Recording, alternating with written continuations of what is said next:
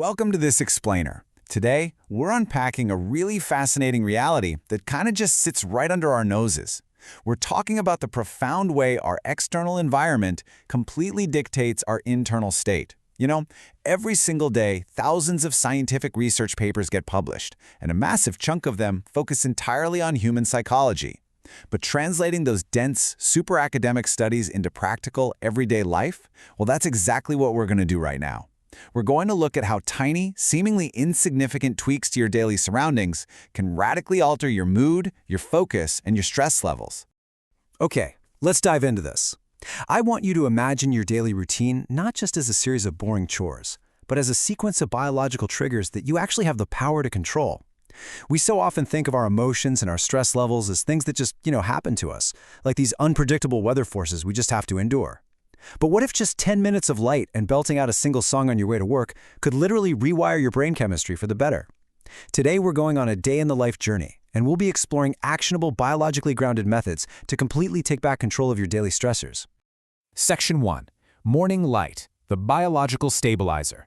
Let's kick things off right at the very beginning of the day. If you spend your entire day indoors, moving from your house straight to your car and then into your office, you are missing out on one of the absolutely most powerful psychological tools available to us humans. Researchers have looked at this globally and observed a really stark contrast. In countries with very low sunlight exposure, there's a significantly higher prevalence of severe depression symptoms. But compare that to the instant mood improvement and stabilization that comes from getting just 10 short minutes of direct sun exposure. It's wild. It's not just about feeling a little warmer on your skin. We are talking about a profound neurological shift. And this brilliantly illustrates the biological chain reaction at play here. When sunlight hits your body, it isn't just giving you a nice tan, it immediately triggers the production of vitamin D. And in the medical and psychological fields, vitamin D acts as a literal mood stabilizer. This initial exposure prompts your brain to release pleasurable hormones that actively work to prevent mood disorders. So getting just 10 minutes of direct sunlight, ideally that crisp morning sunlight, is a clinical necessity. It literally sets your baseline mood for the entire rest of the day. Moving right along to Section 2, the commute, singing to lower anxiety. All right, so now that we've set our morning baseline, let's hit the road.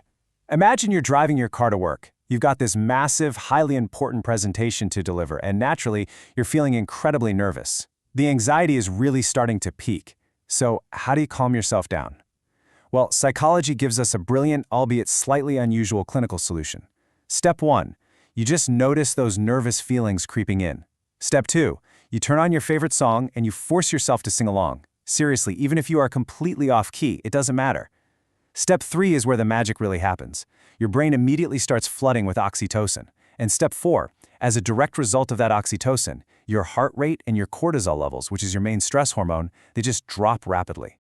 This means that singing in the car isn't just some fun, goofy activity, it is an instant biological break on your stress levels. I know, it might sound a bit strange to forcefully sing out loud when you're paralyzed with anxiety, but by altering your external auditory environment and physically engaging your vocal cords, you're literally changing your blood chemistry. You're forcing your body out of a state of panic and into a state of calm, grounded confidence way before you even step foot in the office.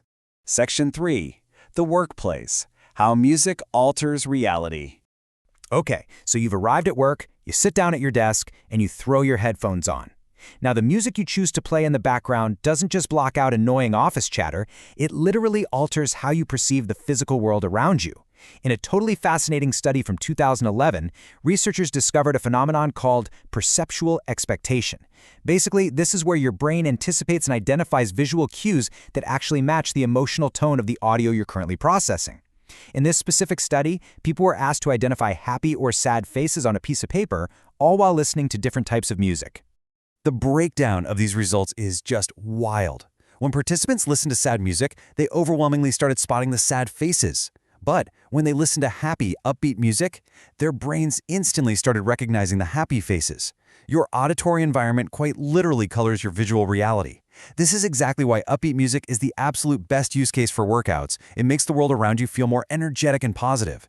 On the flip side, soft music keeps your visual perception neutral and balanced, making it biologically primed to help you lock in and achieve deep focus right at your desk. Which brings us to Section 4, Afternoon Interactions, Hacking Your Social Reality. As we move into the second half of the day, it's super important to remember that your environment isn't just lighting and sound, it's the actual people around you. Navigating office social dynamics can definitely be tricky, but there is a powerful psychological hack you can use here. Social psychologists have noted that highly intelligent people rarely act like they're the smartest person in the room. They actually tend to doubt their own knowledge, and they are constantly seeking to learn from others. So if you want to build a highly likable persona and basically control your social environment, take the position of a student. Ask people about the topics they love, let them explain things to you, and make them feel smart.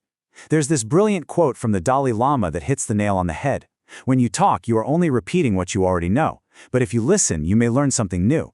By simply asking questions and embracing a bit of silence, you force the other person to open up, which instantly makes you a more likable, trusted figure in their eyes. Let's move to and see how this builds into long-term change. Because right now, you might be thinking, okay, I definitely want to implement morning sunlight, singing in the car, and better listening into my routine. But rewiring these environmental habits takes time. You really have to forget that old myth that it takes 21 days to form a habit. Actual neuropsychological research shows it takes roughly 66 days, and it happens in 3 distinct phases. Days 1 to 22, those are going to feel very uncomfortable and totally unnatural. Days 23 to 44 are absolutely the hardest. This is the exact point of failure where most people get disappointed and just give up. But if you can push through to days 45 to 66, momentum finally builds. The habit literally connects to your mind and body, shifting from a forced, conscious action to an automatic pilot routine. So the crucial point is this: you are absolutely not a victim of your stress, your mood, or your daily anxieties. By strategically managing your sunlight exposure, curating your auditory inputs, and adjusting your social positioning, you essentially hold the remote control to your own brain chemistry. You now have the clinical tools to hack your mind simply by hacking your environment. The only